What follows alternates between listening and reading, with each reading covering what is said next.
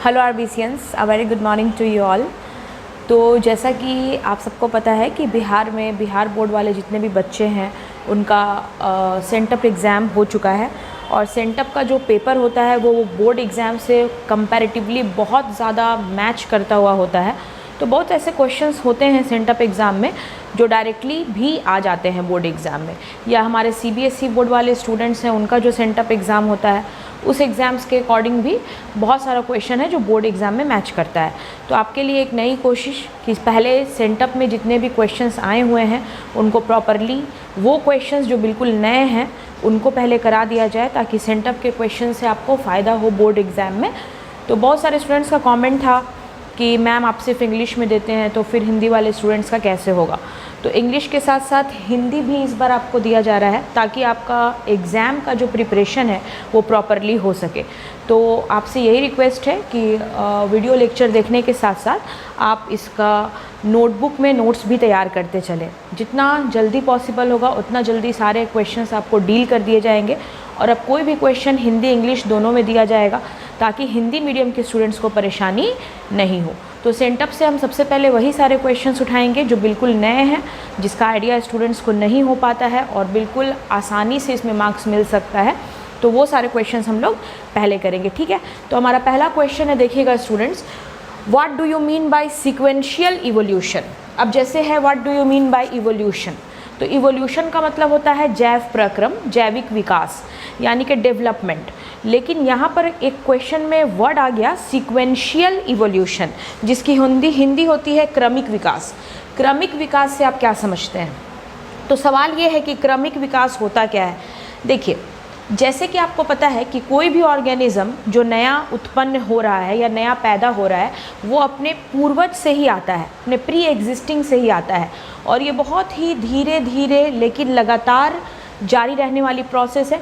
भले ये स्लो चल रही है तो क्या है, लेकिन ये क्या है, कंटिन्यूअस है।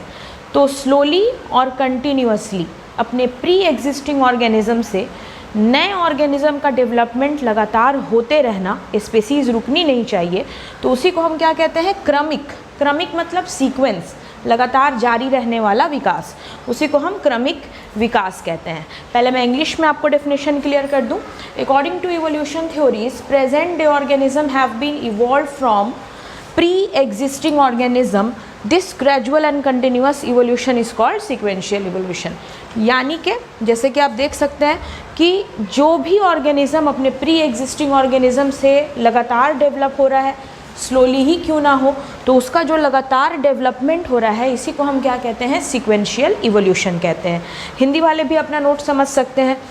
जैव प्रक्रम के अनुसार प्रत्येक नया जीव धीरे धीरे और लगातार अपने पूर्वज जीव के द्वारा ही विकसित होता है, जिसे क्रमिक विकास कहा गया है। बहुत ही सिंपल और मॉडिफाइड आंसर है स्टूडेंट्स। इजीली आपको 2 मार्क्स मिलेगा इस पर कि अगर आप लगातार अपने पूर्वज के थ्रू धीरे धीरे विकसित होते चले जा रहे हैं, आपकी ये प्रोसेस रुक नहीं रही है, तो हम इसी इवोल्यूशन को क्या कहते हैं, this evolution is called the sequential evolution. तो ये हमारा पहला क्वेश्चन है जो सेंटअप एग्ज़ाम में आया है और सेंटअप में आने का मतलब ही होता है कि आप बोर्ड के काफ़ी क्लोज हैं, बोर्ड एग्ज़ाम से ये क्वेश्चन टैली कर सकता है, इसलिए इस पर ध्यान दीजिए। आते हैं नेक्स्ट क्वेश्चन के साथ, सेंटअप का अगला क्वेश्चन जो कि आपके लिए बहुत इंपॉर्टेंट होगा। तो first write on this, then we will proceed with the next question.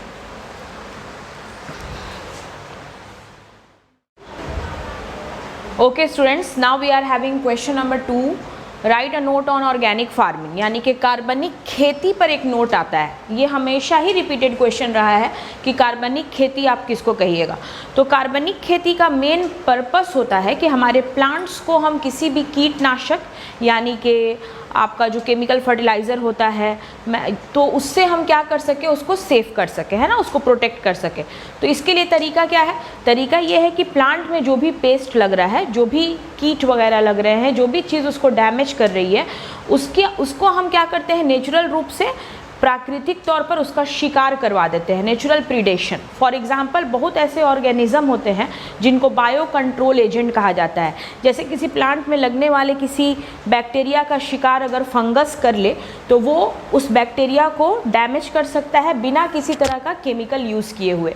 तो मतलब ये है कि केमिकल या पेस्टिसाइड डाले बिना अगर हम अपने प्लांट का एग्रीकल्चर पर्पज से डेवलपमेंट करा लेते हैं बाय इट्स नेचुरल प्रीडेशन, जो उसमें कीड़े लग रहे हैं उसको नेचुरली शिकार उसका करवा कर, तो इसी मेथड को ऑर्गेनिक फार्मिंग कहा गया। ऑर्गेनिक फार्मिंग मतलब the farming which is without using any pesticide और insecticide so that we can protect our crops. ऐसी खेती जिसमें आप कोई भी केमिकल फर्टिलाइज़र या पेस्टिसाइड का इस्तेमाल नहीं कर रहे हैं और आपका प्लांट 100% सेफ़ है, सिक्योर है, उसमें कोई कीड़ा भी नहीं लग रहा है, तो इसी फार्मिंग को हम क्या कहते हैं? Organic farming. अब इसका डेफिनेशन आप समझ लीजिए।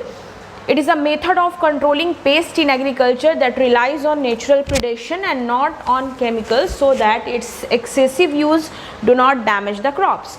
मतलब कि पेस्ट को कंट्रोल करने का एक ऐसा मेथड, ऑर्गेनिक फार्मिंग एक ऐसा मेथड है जिसमें हम नेचुरल प्रीडेशन, ये एक बहुत इंपॉर्टेंट लाइन है, नेचुरल प्रीडेशन की मदद से क्या करते हैं? उन कीड़ों को या उस इंसेक्ट को डैमेज करवा लेते हैं ताकि हमको केमिकल यूज़ ना करना पड़े, और केमिकल यूज़ नहीं करने से हम अपने क्रॉप्स को एक्सेस केमिकल से क्या कर सकते हैं? बचा सकते हैं। ठीक है।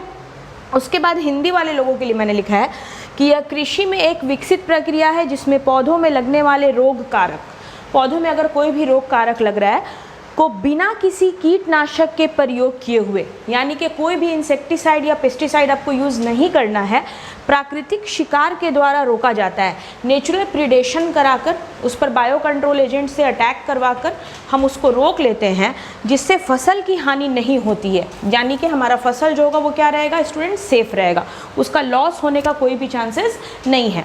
तो ऑर्गेनिक फार्मिंग से बहुत बेनिफिट है, ये फार्मर्स के लिए समझिए एक तरह का आशीर्वाद है, ताकि फार्मर्स जो हैं हमारे, उनको किसी भी केमिकल फर्टिलाइज़र का सहारा नहीं लेना पड़ता है, और साथ ही इनसे जो फसल तैयार होती है वो बिल्कुल ही सेफ़ होती है, हमारे न्यूट्रिशन के लिए भी अच्छी है, किसी तरह का उसमें केमिकल नहीं होगा, बिल्कुल प्योर प्रोडक्ट होगा, और अगर हम उस फसल को खाते हैं तो हमें कोई भी हेल्थ डिसऑर्डर नहीं होगा। सपोज़ कीजिए आपसे इसका लाभ पूछ लिया जाए तो आप लाभ लिख सकते हैं कि इसमें कोई भी तरह का केमिकल नहीं है, जिससे ये फसल न्यूट्रिशियस है, बहुत ज़्यादा पौष्टिक है, और अगर इसका यूज़ किया जाए तो इससे कोई हानि सेहत को नहीं पहुंचेगी। तो this is the concept of organic farming. ये क्वेश्चन भी आपके सेंटअप एग्ज़ाम में आया है, हो सकता है बोर्ड में रिपीट हो, क्योंकि ये क्वेश्चन बहुत बार रिपीटेड है। ठीक है, तो चलिए फिर बढ़ते हैं अपने अगले क्वेश्चन की तरफ। ये हुआ हमारा second model. Next we will go with the third type of sent up test question.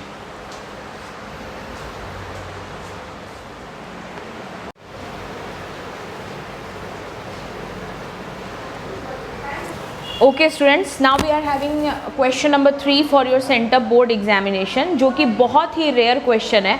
जब भी हेल्थ एंड डिजीज़ से क्वेश्चन आया है, या तो एड्स के बारे में डिटेल मांगी गई है या फिर कैंसर के बारे में डिटेल मांगी गई है, लेकिन ये क्वेश्चन इस बार के सेंटअप में बिल्कुल नया, ट्यूबरकुलोसिस।